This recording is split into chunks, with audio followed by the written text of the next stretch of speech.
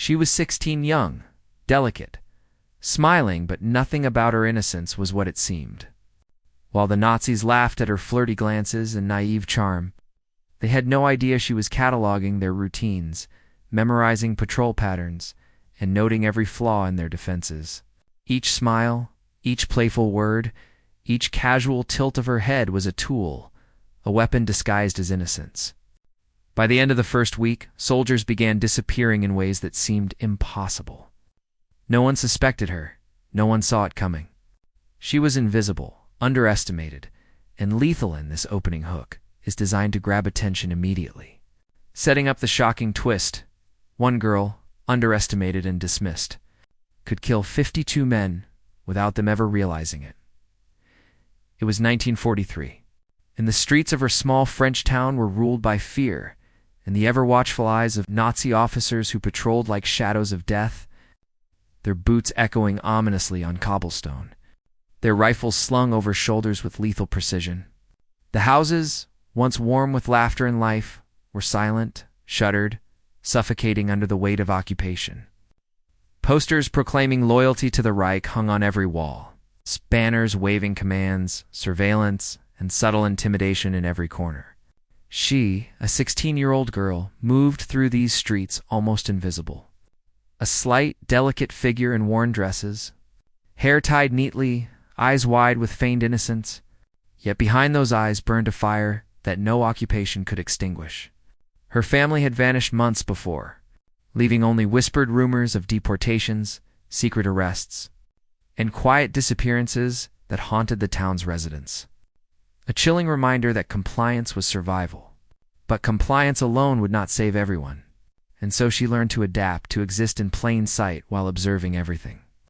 The subtle changes in soldiers' routines, the schedules of the patrolling officers, the windows that remained open too long, the quiet corners where weapons were left unattended, and the fleeting moments when conversations slipped into secrets unguarded and vulnerable. Every gesture of flirtation, every laugh, every coy glance was a calculated tool, a precise stroke and a delicate brush painting a masterpiece of deception. She learned which words would elicit a smile, which touch would distract, which compliment would open a door just enough to peek behind it, and which subtle movements would make soldiers underestimate her completely. She began memorizing the layout of barracks, the rotation of guards, the timing of shipments, and even the exact point at which fatigue and arrogance would cause a sentry to lapse into a vulnerable rhythm. The patterns invisible to the seasoned eyes of men who dismissed her as harmless. At night, she traced mental maps, imagining routes through alleys, hidden passages behind buildings, and the secret paths in the forests that bordered the town. Noting where the patrol sightlines ended, where shadows lingered long enough to conceal her movements, and where she could strike without leaving a trace. All while keeping up the performance of the naive girl, the one who could be leaned on, charmed, or ignored without threat. She learned to interpret subtle cues, the curl of a soldier's cigarette smoke, the rhythm of boots on cobblestone, the slight hesitancy of a corporal when addressing his superior, and to turn these micro-moments into actionable intelligence. She became fluent in the silent language of observation, a language invisible to those who assumed she was merely 16, playful and unthreatening. And yet, for every step she took in this dangerous game, she risked immediate detection. A single misstep, a poorly timed glance, a hesitation could end her life, the lives of nearby civilians, and expose the resistance network that relied on her intelligence. But fear, rather than paralyzing her, sharpened her senses, honed her focus, and refined her strategies.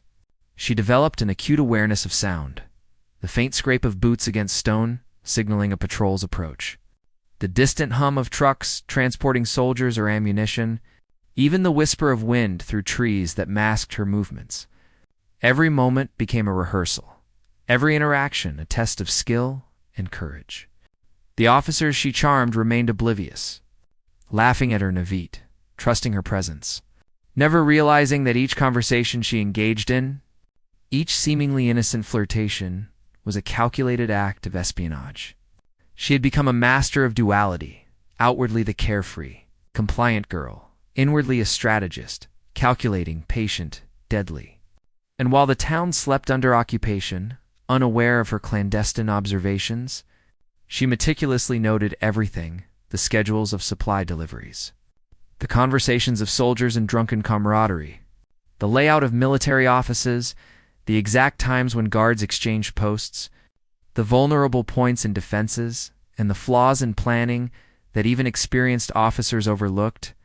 Her notebook remained invisible, mental maps etched in memory instead of paper to avoid discovery. And every day she rehearsed her future operations, visualizing how a single misdirection, a subtle nudge, a whispered word could lead to confusion, missteps, and eventually the elimination of key enemy soldiers. The tension of daily survival fused with an emerging sense of purpose. She wasn't simply surviving. She was orchestrating a quiet resistance, preparing for a series of operations that would later shock the occupying forces. And though at first her ideas seemed ludicrous even to herself, girl daring to manipulate, deceive, and eliminate trained soldiers, she slowly built confidence. Proof by proof, observation by observation, each day reinforcing the reality that her youth and underestimated status were her most powerful weapons. Her mind became a weapon as precise as any rifle, her charm a shield as strong as armor, and her ability to remain unseen yet omniscient, a skill honed under the most extreme circumstances imaginable. The setup of her life in occupied France created the perfect storm: a town gripped by fear, an enemy blinded by arrogance, and a girl armed with intellect, audacity, and calculated risk-taking, ready to turn the entire system on its head without them ever seeing it coming. This point establishes the stakes, the historical context, and the psychological landscape of the story, ensuring that viewers understand the magnitude of what this girl was preparing to accomplish and feel the tension of every step she took in the shadows of occupation. From the moment she had mastered observation in the occupied streets of France, she stepped into a new phase game of life, death, and calculated invisibility. Each day became a test of patience, courage, and cunning, where every action she took had the potential to either advance her mission or end it forever. Soldiers who had once dismissed her with smiles and laughter now unwittingly provided the intelligence that she meticulously catalogued in her mind. She watched them move through barracks, noting the way their boots echoed differently on cobblestone depending on fatigue, the subtle pauses they took when exchanging words with commanding officers, the predictable rhythm of their shifts and rotations, and even the slight variations in behavior caused by boredom, arrogance, or routine. She memorized every pattern, every micro-movement, every environmental cue that could tip her off to vulnerability. Her flirtations became tools of distraction. A gentle laugh, a soft gaze, or an innocuous compliment diverted attention while she observed, memorized, and calculated. Every interaction carried a risk, yet each risk was a carefully weighed opportunity. Each smile a weapon disguised as innocence. She began experimenting with small operations. First, it was the elimination of supply guards, whose absence caused confusion without arousing suspicion. She timed the guards' patrols, waited for them to be distracted by flirtatious conversations, or subtly manipulated circumstances so that accidents occurred. A spilled crate, a minor slip, a distraction that allowed her allies to intercept vital resources. No one saw her as the architect. Each day, the tension built as minor successes emboldened her and sharpened her skill. She created an invisible network of cues and signals, allowing her to manipulate movements and predict actions before they occurred. The first death, a seemingly accidental misstep, sent ripples of confusion through the ranks. Soldiers questioned each other. Commanders muttered about poor luck, but they did not connect the dots. And in that uncertainty, she thrived. Operating in plain sight while remaining unseen, as her confidence grew, so did the audacity of her operations. She began to orchestrate more complex eliminations, soldiers disappearing without trace, patrols diverted, and key officers incapacitated at critical moments. Each mission carried terrifying stakes. If discovered, she would face instant execution, yet she maintained a calm, calculating exterior. Every step she took was choreographed in her mind, every encounter rehearsed with the precision of a seasoned strategist. Many cliffhangers punctuated her day, a suspicious officer lingering, a soldier pausing too long near her, an unexpected shadow crossing her path. Each time, she improvised with ingenuity, using her knowledge of the terrain, her charm, the predictable behavior of the enemy, to maintain cover while achieving her objectives. The suspense intensified as she began to integrate small but deadly acts into social interactions. An officer who leaned too close might find a misaligned floorboard underfoot, or a sudden, carefully timed stumble that disrupted his routine. A soldier, distracted by her gaze, could unknowingly trigger a mechanism that delayed his patrol or redirected him into a trap. She learned to manipulate even the most minor variables, weather, light, sound, and human behavior to amplify the effect of her actions. Rain, fog, and shadows became allies. A sudden gust of wind might mask her movements, while moonlight provided clarity to execute maneuvers undetected. Each day was a ballet of risk and precision, where failure meant death, success meant survival, and strategic advantage. She also faced internal challenges. Doubt, fear, and the emotional weight of orchestrating death were constant companions. Could someone so young truly bear the burden of strategy and murder without breaking? She struggled with the knowledge that each success meant a life ended. Yet she reminded herself of the larger mission. Every soldier neutralized, reduced the Nazis' control, saved civilians, and contributed to the resistance's objectives. Her inner dialogue became as sharp as her external observations. A constant negotiation between morality, survival, and necessity. Many mysteries kept the tension unrelenting. Why did a patrol arrive earlier than expected?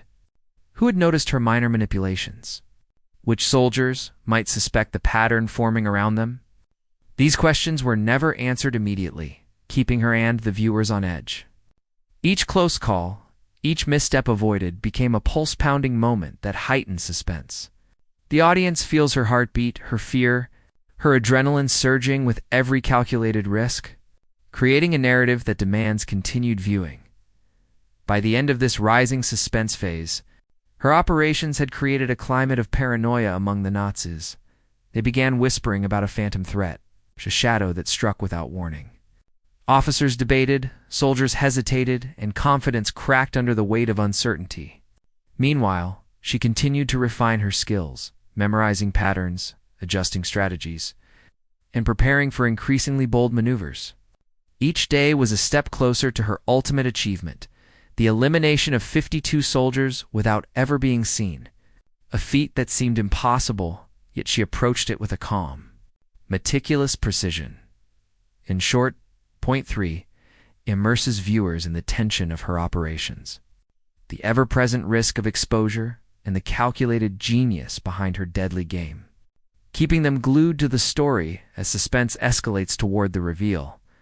After weeks of careful observation, silent calculations, and daring maneuvers that left soldiers and officers alike baffled, the full impact of her actions began to manifest in terrifying clarity.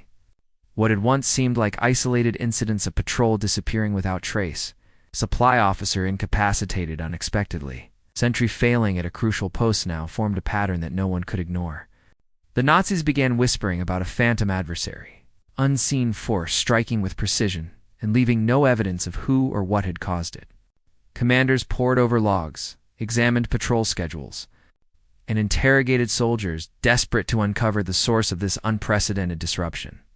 Yet every lead ended in frustration, confusion, or outright impossibility. And behind this chaos, she remained invisible, a shadow moving through the occupied town with elegance and deadly purpose. Her strategy had evolved from mere survival to active disruption and elimination, a combination of stealth, intellect, and cunning. She used her knowledge of human behavior, her mastery of environmental cues, her acute observational skills to orchestrate operations that were simultaneously audacious and flawless. One evening, she manipulated a group of soldiers into believing a supposed threat had appeared elsewhere. diverting their attention and allowing resistance operatives to strike with precise timing. Another time, she exploited the predictable fatigue of night shifts, creating subtle disturbances that led to the accidental capture or neutralization of key personnel without ever touching a weapon herself. Each act compounded her legend: invisible, untouchable, and devastatingly effective. The moment of revelation began when a German officer, confident in his control over the town, reviewed his reports and realized that the losses and failures were too systematic to be accidents. 52 soldiers gone in ways that left no trace, no witnesses, and no apparent cause. Panic rippled through the ranks. Orders were issued with increasing paranoia. Patrols doubled, checkpoints tightened. But no countermeasure could predict or intercept her movements. She had transformed from a mere teenage girl into a living enigma, the embodiment of unpredictability and intelligence that no conventional strategy could contain. Soldiers whispered among themselves about the girl who smiles like an angel but kills like a shadow, while officers debated the existence of a phantom assassin, suspecting sabotage, witchcraft, or a cunning spy embedded within their ranks. Her greatest revelation came from the way she combined observation with improvisation. She noticed the smallest anomalies, the hesitation in a corporal's stride, the way moonlight reflected differently on cobblestone depending on the angle, the subtle change in wind direction that might carry a sound, or the precise timing of shadows cast by buildings at night. Using these details, she anticipated movements, created diversions, and manipulated the enemy's perception of reality. When a soldier disappeared after approaching a supposedly empty alley, the officers were bewildered, their logic failing to account for her psychological and tactical ingenuity. The pattern became undeniable. She had mastered the art of influencing reality without ever appearing to act directly, turning the enemy's assumptions and complacency into their own undoing. The emotional intensity of the reveal lies not only in the death she orchestrated, but in the psychological terror she inflicted. Soldiers no longer trusted their own instincts. They doubted the reliability of routines they had followed for years. Every step outside a barracks became a test of life and death. Every interaction with civilians a potential trap, every shadow a possible threat. The entire system of control the Nazis had imposed began to falter under the weight of unseen genius. She became a symbol of invisible resistance, a ghost that turned fear and arrogance against those who once considered her powerless. Her charm and youth, initially underestimated, became instruments of power, allowing her to access restricted areas, extract intelligence, and manipulate situations with unparalleled precision. Cinematic detail enhances this revelation. Imagine her moving silently through corridors, blending into shadows, noting each officer's position while their back is turned. Every gesture, every smile, every casual interaction meticulously orchestrated to produce maximum disruption with minimal exposure. Each death, disappearance, or miscalculation by the enemy now becomes a narrative beat, building toward the viewer's realization that a single, underestimated individual, armed with nothing but intellect, observation, and audacity could control the outcomes of a conflict in ways that trained, armed and disciplined soldiers could not anticipate. By the end of this reveal, the Nazis had been forced into a state of constant vigilance and anxiety, their strategies failing repeatedly, their confidence shattered. Civilians whispered in awe and fear, while the resistance silently celebrated the brilliance of her invisible hand-guiding events from the shadows. The reveal delivers the payoff for all prior suspense. She is the invisible assassin, the teenage girl whose intelligence, audacity, and daring defied expectations, caused chaos, and changed the course of events without ever being detected directly. Viewers are left with the jaw-dropping realization that intelligence, cunning, and courage can wield as much power as conventional weapons, sometimes far more. This concludes with the ultimate cliffhanger for retention. How does she survive? How does she continue striking without being caught? And what will be the consequence of her next move? The night was thick with fog, a living, breathing curtain that clung to the cobblestones and alleyways of the occupied town, masking every movement, but amplifying every sound, and she moved through it like a shadow that existed between reality and myth. Her heart raced, not from exertion, but from the understanding that this night would test her to the limits of skill, courage, and intuition. Every breath she drew, every step she took, had to be precise. The slightest miscalculation could expose her to the lethal consequences of Nazi scrutiny. The streets, once familiar, now seemed to twist and contort under the weight of danger. Patrols moved unpredictably. Sentries appeared where none should have been, and the rustle of a distant crate or the click of a shuttered window threatened to betray her presence. She paused, sensing a shift in the rhythm of the enemy, a subtle deviation in their routine that hinted at heightened awareness. A reaction to the string of mysterious disappearances and sabotages she had orchestrated over the past weeks. Her mission that night was to intercept a high-ranking officer, responsible for coordinating patrols in operation of immense strategic value but also unprecedented personal risk. She understood fully that failure would mean death, not only for herself, but potentially for civilians who might be caught in the crossfire. With every calculated step, she executed the mental map she had rehearsed countless times. Shadows became allies, moonlight a tool of deception, and fog a natural cloak to conceal her approach.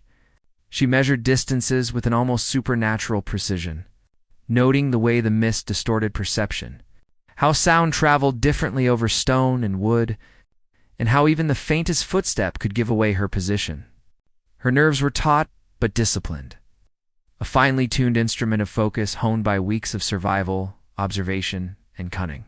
Then, as she navigated a narrow alley toward her target, the unexpected occurred. A sentry, clearly altered from the usual rotation, stopped abruptly at a street corner, his flashlight sweeping in her direction. Time seemed to stretch. Every heartbeat, every inhale, became a measured calculation. She froze, blending into the wall's shadow, willing her body to become part of the night itself. The flashlight paused, swept past, and her relief was momentary, because she knew she was not out of danger. Every patrol, every guard, could appear at any moment, and one misstep would end everything. This night escalated into a sequence of near failures that would test even the most experienced operative. She had to navigate across open courtyards, where patrols moved in unpredictable patterns, climb walls to avoid detection, and improvise as unforeseen obstacles arose. A dropped crate, the creak of a shuttered window in the wind, the sudden bark of a dog that had been asleep hours earlier. Every sensory input demanded immediate analysis and reaction. Her mind raced through probabilities, scenarios, and contingencies, applying everything she had learned, patterns of human behavior, the timing of guard shifts, sound propagation in urban terrain, and her own knowledge of disguising movement and intention. And yet the pressure of these high-stakes moments was not merely physical. It was psychological. She battled self-doubt, fear, and the immense weight of knowing that her actions determine life and death outcomes for dozens of soldiers, civilians, and the broader resistance network. The climax of this near failure came when she approached the officer's quarters, only to discover an unexpected double shift, leaving him and 2 guards inside, while an additional sentry was stationed directly along her planned path. Improvisation became mandatory. She paused to reassess, scanning the environment for any exploitable gaps. A window left slightly ajar, the faint rustle of papers in a room that could provide distraction, the rhythmic breathing of a sentry who appeared fatigued. Every second counted. The officer's movements were unknown, and any audible misstep would end in catastrophe. Using a combination of stealth, agility, and psychological manipulation, she created a diversion, a small stone dislodged from a rooftop, hitting a distant crate, producing a noise that drew the attention of one guard.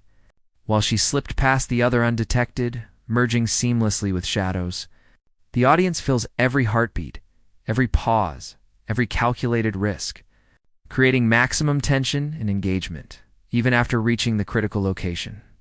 She faced another near-failure moment. The officer unexpectedly looked out a window, sweeping the courtyard where she was hidden. With milliseconds to react, she pressed against the wall, holding her breath, counting each second as if her life depended on it because it did. The officer's gaze lingered, searching for signs of movement, suspicion flaring in his eyes. Yet somehow, she became invisible in plain sight. The relief was fleeting because the mission had not concluded. She still had to exit the area without leaving a trace. And the town itself was now alive with danger, each patrol, each civilian, each environmental variable a potential hazard. This point also emphasizes emotional stakes. Fear, adrenaline, courage, and ingenuity coalesced into cinematic storytelling. Every decision she makes could result in exposure, capture, or death. Many cliffhangers punctuate her journey. Will the sentry discover her? Will the officer detect the diversion? Will the patrol return unexpectedly? These cliffhangers compel the viewer to remain glued to the video. By the end of this near-failure phase, she completes her mission, achieving the impossible, eliminating the target without detection, outsmarting multiple patrols, and returning to safety. The narrative demonstrates not only her tactical brilliance, but also her psychological mastery, emotional resilience, and the sheer audacity of her actions, reinforcing why this story is unforgettable. With every calculated step, she executed the mental map she had rehearsed countless times. Shadows became allies, moonlight a tool of deception, and fog a natural cloak to conceal her approach. She measured distances with an almost supernatural precision, noting the way the mist distorted perception, how sound traveled differently over stone and wood, and how even the faintest footstep could give away her position. Her nerves were taut but disciplined, a finely tuned instrument of focus honed by weeks of survival, observation, and cunning. Then, as she navigated a narrow alley toward her target, the unexpected occurred. A sentry, clearly altered from the usual rotation, stopped abruptly at a street corner, his flashlight sweeping in her direction. Time seemed to stretch. Every heartbeat, every inhale, became a measured calculation. She froze, blending into the wall's shadow, willing her body to become part of the night itself. The flashlight paused, swept past, and her relief was momentary, because she knew she was not out of danger. Every patrol, every guard, could appear at any moment, and one misstep would end everything. This night escalated into a sequence of near failures that would test even the most experienced operative. She had to navigate across open courtyards, where patrols moved in unpredictable patterns, climb walls to avoid detection, and improvise as unforeseen obstacles arose. A dropped crate, the creak of a shuttered window in the wind, the sudden bark of a dog that had been asleep hours earlier. Every sensory input demanded immediate analysis and reaction. Her mind raced through probabilities, scenarios, and contingencies, applying everything she had learned, patterns of human behavior, the timing of guard shifts, sound propagation in urban terrain, and her own knowledge of disguising movement and intention. And yet the pressure of these high-stakes moments was not merely physical. It was psychological. She battled self-doubt, fear, and the immense weight of knowing that her actions determine life and death outcomes for dozens of soldiers, civilians, and the broader resistance network. The climax of this near failure came when she approached the officer's quarters, only to discover an unexpected double shift, leaving him and 2 guards inside, while an additional sentry was stationed directly along her planned path. Improvisation became mandatory. She paused to reassess, scanning the environment for any exploitable gaps. A window left slightly ajar. The faint rustle of papers in a room that could provide distraction. The rhythmic breathing of a sentry who appeared fatigued. Every second counted. The officer's movements were unknown, and any audible misstep would end in catastrophe.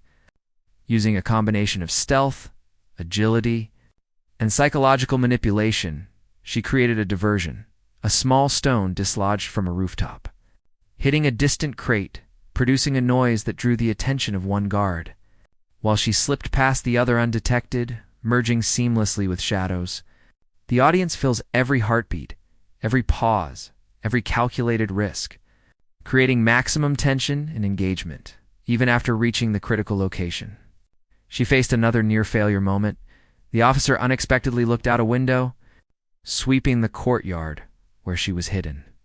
With milliseconds to react, she pressed against the wall, holding her breath, counting each second as if her life depended on it because it did. The officer's gaze lingered, searching for signs of movement, suspicion flaring in his eyes. Yet somehow, she became invisible in plain sight. The relief was fleeting because the mission had not concluded. She still had to exit the area without leaving a trace. And the town itself was now alive with danger, each patrol, each civilian, each environmental variable a potential hazard. This point also emphasizes emotional stakes. Fear, adrenaline, courage, and ingenuity coalesced into cinematic storytelling. Every decision she makes could result in exposure, capture, or death. Many cliffhangers punctuate her journey. Will the sentry discover her? Will the officer detect the diversion? Will the patrol return unexpectedly? These cliffhangers compel the viewer to remain glued to the video.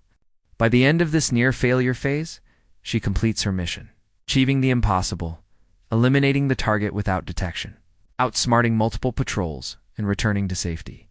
The narrative demonstrates not only her tactical brilliance but also her psychological mastery, emotional resilience, and the sheer audacity of her actions, reinforcing why this story is unforgettable. As dawn broke over the occupied streets, the town seemed unchanged to the casual observer. Yet everything had shifted beneath the surface. The shadows in which she had moved so deftly for weeks still clung to corners and alleyways.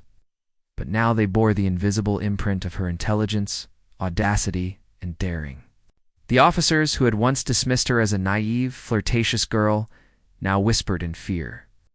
Confounded by a series of events that defied logic, training, and expectation, 52 soldiers had been removed from the enemy's ranks.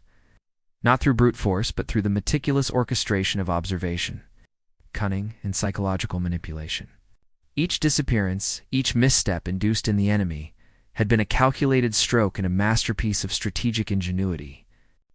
The town itself remained oblivious to the epic scale of her work, civilians going about their mornings, unaware that the streets they crossed had been arenas of life-or-death decisions and invisible battles waged by a 16-year-old girl. The psychological and tactical brilliance she displayed now became apparent in historical retrospect. Her flirtations, which had seemed frivolous or daringly mischievous, had functioned as tools of distraction and misdirection, enabling her to observe, predict, and manipulate the actions of men trained in discipline, fear, and violence. Her youth, her appearance, and her seeming innocence had become her most potent weapons, allowing her to access spaces, gather intelligence, and influence outcomes that would have been impossible for an adult male operative armed with conventional force. Each mission she completed amplified the terror and confusion within the Nazi ranks, fracturing morale and creating a pervasive sense of vulnerability. Commanders grew paranoid, patrols faltered, and the rigid order that had once defined the occupying forces began to crumble under the weight of unseen strategy and cunning. Her operational genius did not rely solely on brute force or weapons. She combined psychological manipulation with acute observation, using patterns in human behavior, environmental cues, and the tiniest anomalies to anticipate enemy movements with uncanny precision. A misaligned chair, a discarded boot. The altered rhythm of a sentry's step each became part of her mental map, informing her decisions and actions. The result was a string of successful interventions, executed without detection, that cumulatively amounted to the elimination of 52 enemy soldiers and the disruption of critical operations. Each step, each maneuver, was a testament to her mastery of strategic thinking under pressure, illustrating that intellect, perception, and courage could rival and surpass the lethality of trained, armed soldiers. Emotionally, the conclusion resonates with the weight of her burden. She was young, acutely aware of the lives she influenced, and cognizant of the moral complexity inherent in her actions. Each elimination carried a psychological cost, each victory a reminder of the stakes she had navigated. Yet her resolve never wavered. She had internalized the mission's purpose, understanding that the safety of civilians, the success of resistance operations, and the broader trajectory of the war depended on her precision, courage, and discretion. The tension between morality and necessity heightened the narrative impact, engaging viewers with the human dimension of her story while emphasizing the extraordinary nature of her accomplishments. This conclusion draws the audience into the aftermath of her operations. Officers pacing nervously through command posts, soldiers hesitating at checkpoints, and whispers of the invisible assassin rippling through the ranks. Meanwhile, she blended seamlessly into the everyday life of the town. Her presence unnoticed, her actions uncredited, yet their consequences undeniable. The juxtaposition of normalcy and monumental impact reinforces suspense and retention, leaving viewers reflecting on the scale of her achievements and the audacity of a young girl capable of altering events with intellect and courage alone. Historically, her legacy illuminates the power of unconventional warfare, intelligence, and the underestimated capabilities of individuals in asymmetrical conflict. She demonstrated that audacity, observation, and psychological insight could achieve results beyond conventional tactics. Her story challenges assumptions about gender, age, and power in wartime, illustrating how one person, operating with ingenuity and discretion, can influence outcomes that affect thousands. The magnitude of her impact becomes clear when considering not just the immediate tactical successes eliminations, disruptions, and strategic confusion, but also the long-term consequences.